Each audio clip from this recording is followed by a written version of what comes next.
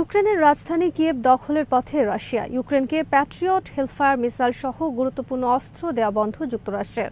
দলে দলে ইসরায়েল ছেড়ে ভাগছে ইহুদিরা। বিমানের টিকিট বিক্রি বন্ধের নির্দেশ নেতানিয়াহু সরকারের। উত্তর গাজায় নিহত আরও এক ইসরায়েলি সেনা, গুরুতর আহত কমান্ডার সহ ৩ জন। বিডিফিস ইনফোটেনমেন্টে স্বাগত জানাচ্ছি, আমি সুস্মিতা দাস। আজ জানাবো প্রতিরক্ষা সংক্রান্ত গুরুত্বপূর্ণ কিছু খবর। ইউক্রেনের বিরুদ্ধে ব্যাপক পরিসরে স্থল অভিযান শুরু করেছে রাশিয়া। পশ্চিমাদের আশঙ্কা, এই অভিযানে পতন ঘটতে পারে ইউক্রেনের রাজধানী কিয়েভের। কারণ রাশিয়ার এবার স্থল অভিযানের লক্ষ্য পোকরোভস্ক শহর দখল করা। আর পোকরোভস্ক শহরটি সরাসরি রেল এবং সড়কের মাধ্যমে যুক্ত রাজধানী কিয়েভের সাথে। পোকরোভস্ক ডোনেস্কের অন্যতম গুরুত্বপূর্ণ একটি শহর। এক সপ্তাহ আগে রাশিয়া সম্পূর্ণরূপে মুক্ত হিসেবে ঘোষণা দিয়েছে লুহানস্ক অঞ্চল। এবার পোকরোভস্ক দখলে নিতে পারলে পুরো ডোনেস্ক রাশিয়ার দখলে আসবে। আলোচিত ডোনেস্ক এবং লুহানস্ক নিয়ে গঠিত ডনবাস রাজ্য। এই রাজ্যটিতে রয়েছে রাশিয়ান ভাষী লোকজন এবং তারা দীর্ঘদিন ধরে ইউক্রেন সরকার দ্বারা নির্যাতিত। রাশিয়ার ইউক্রেন অভিযানের অন্যতম লক্ষ্য ছিল ডনবাসকে ইউক্রেনের কাছ থেকে উদ্ধার করা। বর্তমানে 1,20,000-এর বেশি সেনা নিয়ে রাশিয়া বিভিন্ন ফ্রন্টলাইনে ইউক্রেনের বিরুদ্ধে তীব্র অভিযান পরিচালনা করছে। একই সাথে চলছে বিমান হামলা। পূর্ব মধ্যাঞ্চলের পোকরোভস্ক এবং উত্তরে সুমি অঞ্চল দখল করে রাশিয়ান আর্মি রাজধানী কিয়েভের দিকে অগ্রসর হতে পারে বলে মনে করছেন অনেকে। সম্প্রতি রাশিয়ান প্রেসিডেন্ট ভ্লাদিমির পুতিন বলেছেন, গোটা ইউক্রেন রাশিয়ার অংশ। রাশিয়ার প্রতিরক্ষা মন্ত্রণালয়ের বিবৃতিতে বলা হয়েছে, বুধবার বিভিন্ন ফ্রন্টলাইন বা যুদ্ধক্ষেত্রে নিহত হয়েছে 1,200-র বেশি ইউক্রেন সেনা। এদিকে রাশিয়া যখন ইউক্রেনের বিরুদ্ধে নতুন করে ব্যাপক মাত্রায় অভিযান শুরু করেছে, তখন যুক্তরাষ্ট্র বন্ধ করে দিয়েছে ইউক্রেনকে অস্ত্র সরবরাহ, বিশেষ করে প্যাট্রিয়ট মিসাইল, হেলফায়ার মিসাইল সহ আরও গুরুত্বপূর্ণ কয়েকটি অস্ত্রের সরবরাহ বন্ধ করেছে ওয়াশিংটন। বুধবার হোয়াইট হাউস থেকে মুখপাত্র অ্যানা কেলি জানান, অস্ত্রের মজুদ ফুরিয়ে যাওয়ায় এ সিদ্ধান্ত নিয়েছে যুক্তরাষ্ট্র আর্মি। বর্তমানে যুক্তরাষ্ট্রের কাছে যেসব অস্ত্রের মজুদ অতি সামান্য পরিমাণ রয়েছে, সেসব অস্ত্র পাঠানো সম্ভব না ইউক্রেনে। দলে দলে ইসরায়েল ছেড়ে পালাচ্ছে ইহুদিরা। পালিয়ে যাওয়া ইহুদিদের মধ্যে রয়েছে ইসরায়েলের নাগরিক, দ্বৈত নাগরিক, পর্যটক এবং ইসরায়েলে কর্মরত বিদেশিরা। বিমান, ক্রুজ শিপ, ছোট ছোট জাহাজ বোঝাই করে প্রতিদিন পালাচ্ছে তারা। ইসরায়েলিরা ইসরায়েল ছেড়ে যেসব দেশে যাচ্ছে তার মধ্যে রয়েছে যুক্তরাষ্ট্র, কানাডা, গ্রিস, সাইপ্রাস ও রোমানিয়া। মিডল ইস্ট আইয়ের এক খবরে তুলে ধরা হয়েছে এই তথ্য। এতে বলা হয়েছে, 2023 সালে হামাস ইসরায়েল যুদ্ধ শুরুর পর কমপক্ষে 82,000 ইসরায়েলি দেশ ছেড়ে চলে গেছে। এরপর 13 জুন ইরান ইসরায়েল যুদ্ধ শুরুর পর ইসরায়েলি ইহুদিদের ইসরায়েল ছাড়ার হিড়িক পড়েছে। ভূমধ্যসাগরের তীরে বিভিন্ন বন্দর ও ঘাটে দেখা গেছে হাজার হাজার ইসরায়েলিরা অপেক্ষা করছে জাহাজে করে দেশ ছাড়ার জন্য। প্রতিদিন শত শত ইসরায়েলি জাহাজ ও নৌকা বোঝাই করে পাড়ি জমাচ্ছে গ্রিস এবং সাইপ্রাসের উদ্দেশ্যে। হাজার হাজার ইসরায়েলি ইতোমধ্যে সাইপ্রাসে বিভিন্ন বাড়ি ও সম্পত্তি কিনে সেখানে বসবাসের আয়োজন করেছে। সাইপ্রাসের বিভিন্ন এলাকা পরিণত হয়েছে মিনি ইসরায়েলে। এ নিয়ে বিরোধ দেখা দিয়েছে সাইপ্রাসের মানুষের মধ্যে। তারা এভাবে তাদের দেশে ইসরায়েলিদের বসতি গড়ার প্রতিবাদ জানিয়েছে। সাইপ্রাসের দক্ষিণ অংশ গ্রিসের প্রতি অনুগত।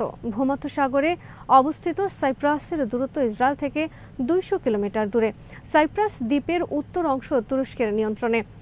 একসময় গোটা সাইপ্রাস দ্বীপ ছিল উসমানীয়দের অধীনে। এদিকে দলে দলে ইসরায়েলি ইহুদিদের দেশ ছাড়ার প্রবণতায় বিচলিত বর্তমানে নেতানিয়াহু সরকার। ইসরায়েলিদের দেশ ত্যাগ বন্ধে মরিয়া হয়ে চেষ্টা করছে সরকার।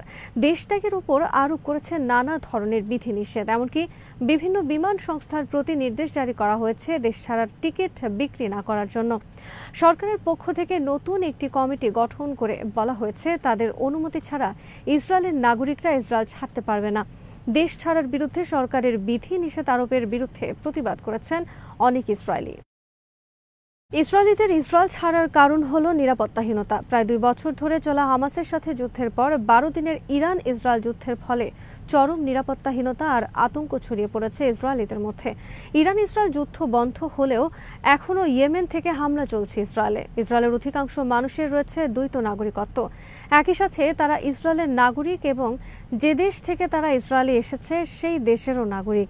ইউরোপ সহ পশ্চিমা বিভিন্ন দেশ থেকে আগত এসব ইসরায়েলিরা নিজ দেশে নিরাপদ জীবনের হাতছানি উপেক্ষা করে আর ইসরায়েলের মতো অনিরাপদ দেশে থাকতে রাজি নয় কোনো অবস্থাতেই। এ ধরনের যুদ্ধের মধ্যে পড়ে থেকে তাদের নিজেদের ও ভবিষ্যৎ বংশধরদের জীবন ঝুঁকির মধ্যে ফেলতে রাজি নয় তারা। সেজন্য তারা এখন আবার নিজ দেশে ফিরে যাচ্ছে। ইসরায়েলে হামলার আগে ইরানের পক্ষ থেকে ইহুদিদের প্রতি বলা হয়েছিল, তোমরা তোমাদের পূর্বপুরুষদের দেশে ফিরে যাও অথবা মৃত্যুর জন্য প্রস্তুত হও।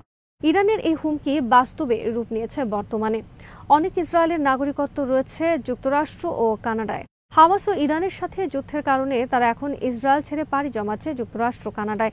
ইসরায়েলের ইহুদি নাগরিকদের পাশাপাশি ইসরায়েল ছাড়ছে দেশটিতে কর্মরত হাজার হাজার বিদেশি নাগরিকরাও। ইরান ইসরায়েল যুদ্ধ শুরুর পর একদিনে ইসরায়েল ছাড়ার আবেদন করেন 12,000 আমেরিকান, যারা ইসরায়েলের বিভিন্ন প্রতিষ্ঠানে চাকরি করত। 1948 সালে ব্রিটেন, যুক্তরাষ্ট্র, রাশিয়া, ফ্রান্সের নেতৃত্বে ফিলিস্তিনিদেরকে অস্ত্রের জোরে তাড়িয়ে দিয়ে গঠন করা হয়েছে অবৈধ রাষ্ট্র ইসরায়েল। এরপর সারা বিশ্ব থেকে ইহুদিদের এনে বসতি স্থাপন করা হতে থাকে ফিলিস্তিনিদের উচ্ছেদ করে। আজকের যে ইসরায়েল নামক রাষ্ট্র, সেটাই একসময় ছিল ফিলিস্তিন।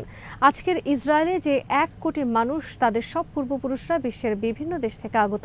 ফিলিস্তিনিদেরকে হত্যা এবং তাদের বাড়িঘর থেকে উচ্ছেদ করে সেখানে বসতি গড়ে তোলা হয়েছে বিদেশ থেকে আগত ইহুদিদের জন্য।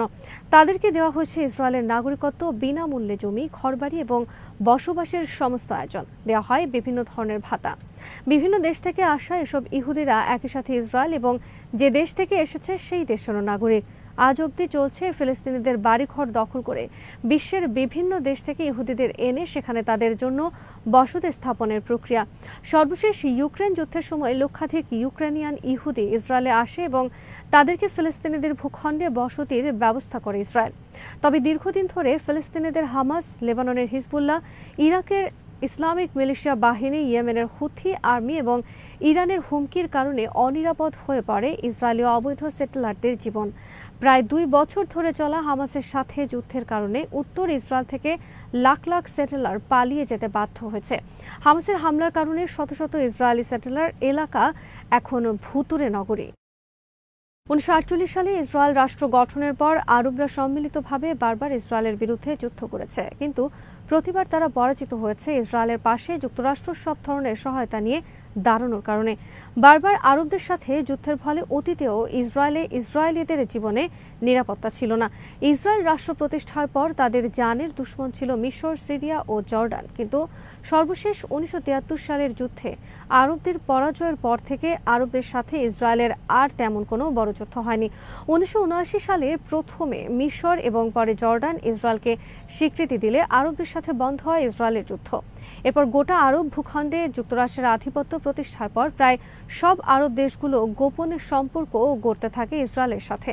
কিন্তু 1979 সালে ইরানে ইসলামী বিপ্লবের পর ইসরায়েলের নতুন জানের দুশ্মন হিসেবে আবির্ভূত হয় ইরান। ইরানের নতুন ইসলামিক সরকার ইসরায়েল নামক রাষ্ট্রের অস্তিত্ব অস্বীকার করে এবং দেশটির অস্তিত্ব মুছে ফেলার হুমকি দেয়। তবে 2024 সালের আগ পর্যন্ত ইরান সরাসরি ইসরায়েলের ভূখণ্ডে আক্রমণ চালায়নি। সে আক্রমণও ইরান চালিয়েছিল সিরিয়ায় তাদের দূতাবাসে হামলা চালিয়ে ইসরায়েল ইরানের 1 ডজন সেনা কর্মকর্তা হত্যার প্রতিশোধ হিসেবে। এরপর 13 জুন ইসরায়েল ইরানে আগ্রাসন চালানোর মাধ্যমে ইসরায়েল নিজেই নিজের দেশকে সবচেয়ে বড় নিরাপত্তাহীনতার মধ্যে টেনে আনে, যার কারণে বর্তমানে দলে দলে ইসরায়েলিরা ইসরায়েল ছাড়ছে। বুধবার উত্তর গাজায় নিহত হয়েছে আরও এক ইসরায়েলি সেনা। হামাসের কাসাম ব্রিগেডসের এক অপারেশনে নিহত হয়েছে সে। হামলায় গুরুতর আহত হয়েছে ট্যাঙ্ক কমান্ডার সহ আরও 3 ইসরায়েলি সেনা। ইসরায়েল আর্মি জানিয়েছে এ তথ্য। ইসরায়েল আর্মি জানিয়েছে উত্তর গাজার সেদ্রতে বুধবার কয়েক দফা রকেট হামলা চালিয়েছে হামাস। এদিকে হামাস বুধবার বলেছে তারা ইসরায়েলের সাথে যুদ্ধবিরতির প্রস্তুতি নিচ্ছে, তবে তাদের দাবি যুদ্ধবিরতির শর্ত হতে হবে যুদ্ধ বন্ধ। টাইমস অফ ইসরায়েলের এক প্রতিবেদনে বলা হয়েছে, এবার জিম্মিদের মুক্তির সময় কোনো অনুষ্ঠান আয়োজন করবে না হামাস।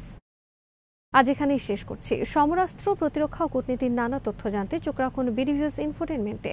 চ্যানেলটি ভালো লাগলে সাবস্ক্রাইব করুন। সংযুক্ত থাকুন আমাদের ফেসবুক পেজে।